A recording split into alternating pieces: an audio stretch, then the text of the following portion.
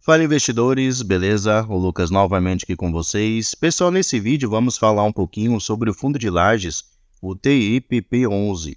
Na minha opinião, um dos melhores fundos desse segmento para se investir. É um fundo que se recuperou muito bem da crise mundial de saúde, do ano de 2020 para cá. Devemos nos lembrar que esse segmento de fundos imobiliários sofreu bastante durante essa época e nem todos conseguiram se recuperar. Porém, esse fundo foi diferente. Ele conseguiu se recuperar muito bem e tem se desempenhado muito bem no decorrer desses últimos anos. Então vamos analisar ele e entender um pouquinho melhor como é que ele funciona. Sempre lembrando que o vídeo não é recomendação nem de compra nem de venda de nenhum ativo. Deixe aí nos comentários se você já conhece esse fundo, se você investe ou se pensa em investir futuramente nele. E se esse canal te ajuda de alguma maneira, deixe aí seu like, que é uma maneira de você mostrar o seu apoio, beleza?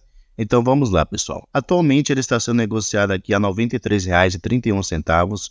Somente no dia de hoje ele está caindo aqui um pouco mais de 1,70%. E se pegarmos aqui o seu gráfico dos últimos 30 dias, podemos ver que ele se desvalorizou bastante, saindo aqui da faixa dos R$ 97,00 aproximadamente e agora aqui na faixa dos R$ 93,00. Lembrando que vários fundos imobiliários de tijolo, tem caído aí a sua cotação e com esse fundo não tem sido diferente. Aqui também podemos ver que seu dividend yield está aqui de 9,83%, uma boa rentabilidade acumulada, e ele já pagou aqui nos últimos 12 meses por cada cota R$ 9,24. E, além disso, ele está com uma valorização aqui superior a 16% nos últimos 12 meses. Então, apesar dessa desvalorização nos últimos 30 dias, porém, se pegarmos aqui o gráfico dos últimos 12 meses, podemos ver, a sua valorização no decorrer desse tempo. Saiu aqui da faixa dos R$ 80,00 e agora está aí na faixa dos R$ 93,00. Então, quem comprou naquela época também está ganhando aí com a sua valorização. Se descermos aqui, pessoal, podemos ver o seguinte, que seu valor patrimonial por cota, o que poderíamos considerar como seu preço justo,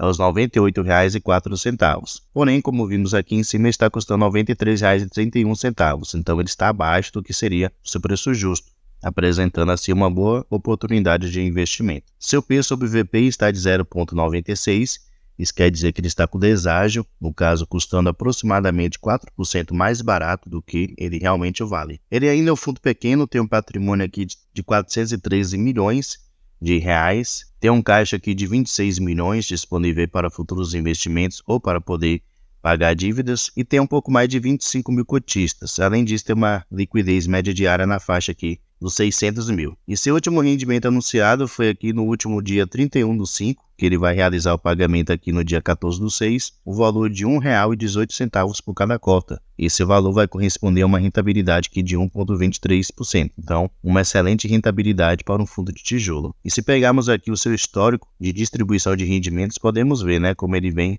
crescendo no decorrer do tempo, especialmente aqui ano de 2023 e 2024 ele vem se desempenhando muito bem. Como eu mencionei, ano de 2020, 2021 foi bastante desafiador, por causa da crise mundial de saúde, porém, de 2022 para cá ele vem se recuperando muito bem. Vamos aqui agora, pessoal, no seu último relatório gerencial, considerar alguns pontos sobre esse fundo e conhecer ele um pouquinho melhor, Então aqui primeiramente podemos ver o objetivo desse fundo. A gestão menciona aqui. Ele fala que ele é um fundo de investimento imobiliário de gestão ativa no segmento de escritórios, no caso de lajes corporativas. Ele teve início aqui no mês 9 de 2019. Sua gestão é feita pela Telos Investimentos e Consultoria, que é uma boa gestora de fundos imobiliários. Descendo mais um pouco, podemos ver que ele cobra aqui uma taxa de gestão de 0,90% até 1% ao ano e uma taxa de administração de 0,13% ao ano. E ele não menciona aqui nada sobre taxa de performance, então provavelmente ele não realiza essa cobrança. Voltando aqui, podemos ter mais algumas informações.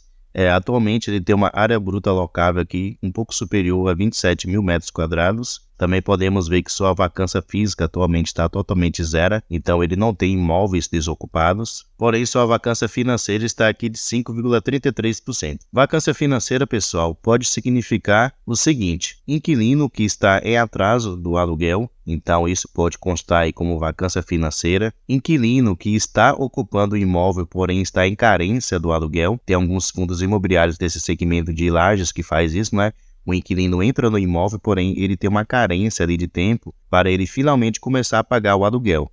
Então, a vacância financeira pode significar isso também. O inquilino está no imóvel, porém ainda não está pagando o aluguel. E pode significar também inquilino que não está pagando de jeito nenhum aluguel.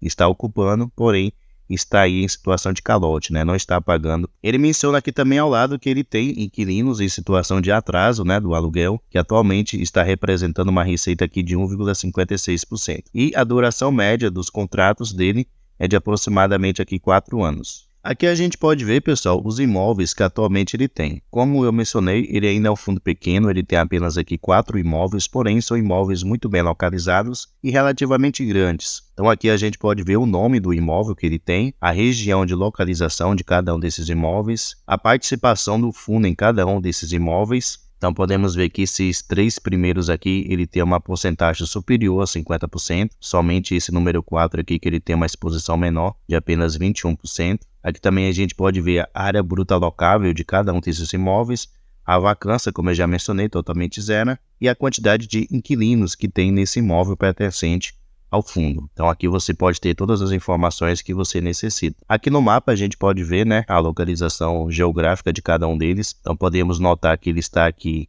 na região central da cidade de São Paulo e muito bem localizados, né, em regiões aqui que geralmente tem o aluguel dos seus imóveis elevados, né? Região aqui do Morumbi, Vila Olímpia, Vila Madalena. Então são regiões bastante conhecidas e que geralmente tem um aluguel aí bem considerável. Aqui ao lado a gente pode ver novamente, ele traz mais algumas informações e ele menciona aqui que no total ele tem no momento 29 inquilinos. Então apesar de ser um fundo pequeno que só tem 4 imóveis, ele tem uma quantidade considerável de inquilinos. Continuando aqui, pessoal, podemos ver com respeito ao setor de atuação dos seus inquilinos. Então, podemos notar que 28% dos seus inquilinos atualmente atuam no setor aqui da tecnologia, 27% deles atuam aqui no setor da agricultura e 19% no setor aqui de serviços. Porém, ele tem outros setores aqui, né? Saúde, financeiro, infraestrutura, engenharia, entre outros. Aqui ao lado a gente pode ver os índices usados para poder fazer o reajuste anual dos seus contratos. Então ele usa aqui na sua grande maioria, em quase 80%, o índice IPCA e em aproximadamente aqui 19% o índice IGPM. Aqui ao lado também a gente pode ver a sua receita por ativo, no caso, quais os imóveis responsáveis pelas maiores receitas do fundo. Podemos ver que seu principal imóvel que traz mais receita para o fundo é o seu imóvel Torre Sul, que ele representa aqui 40% da receita total do fundo. Continuando mais um pouquinho aqui, podemos ver com respeito ao mês de reajuste dos seus aluguéis. Então, nesse último mês de maio não houve reajuste em nenhum dos seus aluguéis, porém, nesse mês de junho haverá um reajuste bastante interessante em 28% dos seus contratos. Então, isso vai contribuir aí para uma receita maior mensal para o fundo. E aqui ao lado também a gente pode ver com respeito ao vencimento dos seus contratos. Então, nesse ano de 2024, apenas 2% dos seus contratos vão vencer, porém, entre 2025 e 2027, haverá aqui vencimento de vários contratos. Então, vamos acompanhar para ver se o fundo ele vai conseguir renovar esses contratos que atualmente ele já tem vigente. Vamos descer mais um pouco. Aqui podemos ver com respeito à evolução da sua vacância física. Observem como ela veio diminuindo, né, no decorrer do tempo. Em maio de 2023, ele estava com uma vacância física aqui de aproximadamente 5,2%. De lá para cá ele veio caindo e agora está totalmente zerada, né? Desde aqui de outubro de 2023 que ele está totalmente zerado. E aqui também a gente pode ver com respeito ao aluguel médio mensal por metro quadrado. E observa-se que houve aqui uma diminuição. Há 12 meses atrás estava aqui de aproximadamente R$ 89,00, né? O aluguel médio por metro quadrado.